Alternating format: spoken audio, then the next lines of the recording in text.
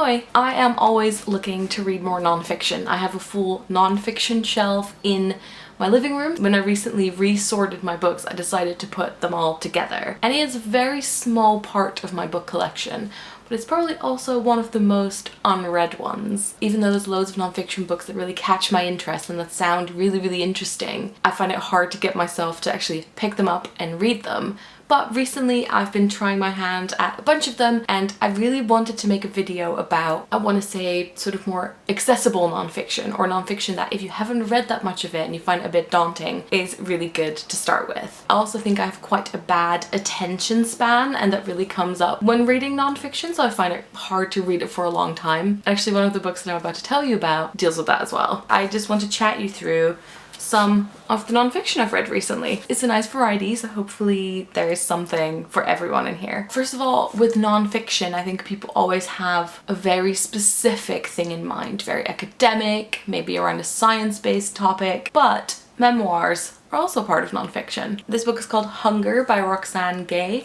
You might know her from her essay collection Bad Feminist. My friend Marion read this before I did and really recommended it, but also said it was a really tough read. This is basically Roxane Gay telling the story of her body, her relationship with her body, rape that happened when she was younger, and how that changed her relationship with her body. It is also about being overweight and the way it makes society see her. She has a lot of anecdotes that are like quite painful to read, and I think really eye-opening as well, things that you might have never heard anyone talk about. It says in the description at the front that it's a deeply personal memoir, and I think that's a really good way of describing it. For this book, I think there's probably going to be some people that won't be able to read this because of the topics that are in it. I think I read it probably in about 48 hours, although I kind of wish maybe I'd taken my time with it a bit more because it is really intense. It was one of the best books I read last year. I've been recommending this to lots of people, and I also have tickets to go see Roxane Gay in conversation, I think in December, so a little while away,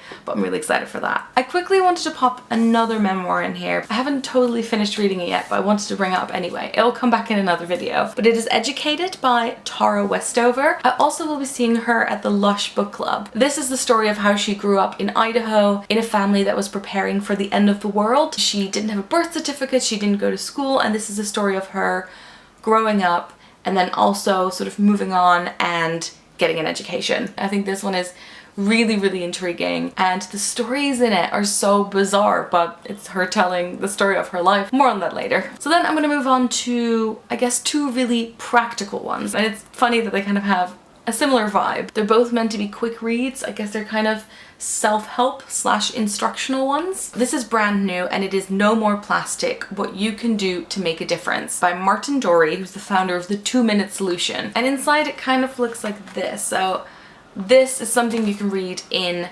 probably literally 2 or 3 hours, and it's super practical about how to reduce plastic waste, help clean up the planet, but I think it's also meant to just really quickly and succinctly inform people about plastic and about different products that have plastic in it and about easy alternatives. And in every chapter it goes, this is a problem, this is how it works, this is how you can fix it in your own life, this is what you can do, and I really appreciate its practicality. The same goes for this book, which is How to Break Up with Your Phone by Katherine Price. It starts off with an open letter to her phone, and it also very much says, don't worry, I don't want you to chuck your phone in the bin. This book wants to re-examine our relationship with our phone and just basically help you get a healthier relationship with your phone. It starts off talking about the ideas behind certain apps, behind our behavior. It brings up some different studies and books about our behavior, and then it goes into a 30-day plan where every day you kind of examine something different and you try something different out. And I think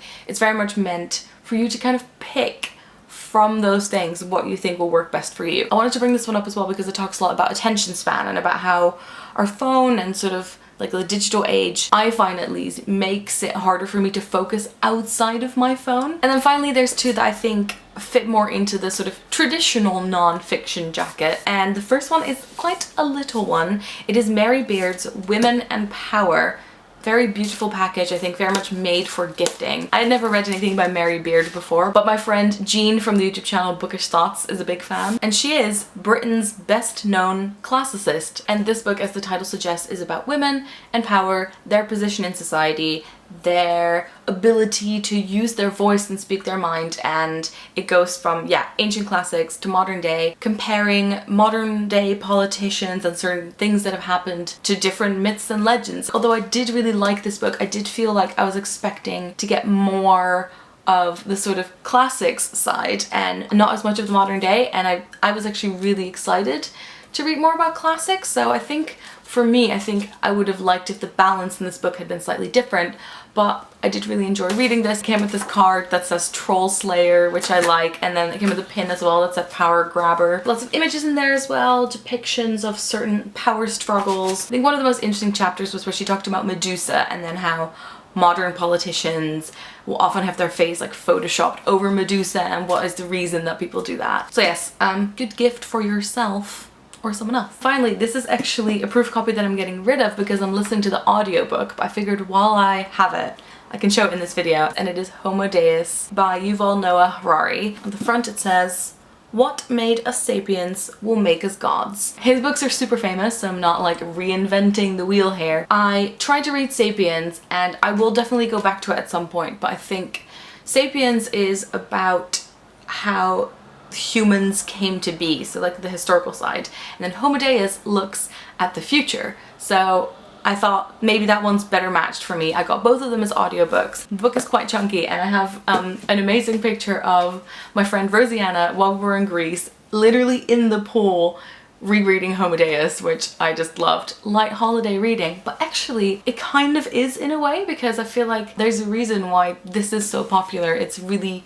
universal topic and it's sort of put together in such an engaging way, and also this is one of those books that is gonna make you look at the world differently, and it tackles lots of topics that I didn't expect. I really thought it was going to go straight into AI, robots, but no, actually Homo Deus, especially in the beginning, looks at human behavior. It looks at why we treat animals the way we do and how we used to sort of treat children in the same way. And I think very much it focuses on we need to understand human behavior before we can understand how we will treat robots and how robots will treat us and that kind of thing. Alright, so that's a lovely pile of non-fiction. Maybe you can bring some on holiday as well. I would love to hear if you've read anything that you think sort of fits in this list that you can leave as a recommendation in the comment section below. If you want to see more videos like this, I would love to do them. Obviously I have some more reading to do, but yeah, I'd love to do more like this. Also to motivate myself to read more non-fiction. Links to all the books, as always, will be in the description. You can follow me on Twitter, on Instagram, on GoodReads. I also have a Patreon if you'd like to support me, and I also have a blog. And I think that's it. Links to that in the description as well. Alright, thank you so much for watching, and I'll talk to you soon. Doei!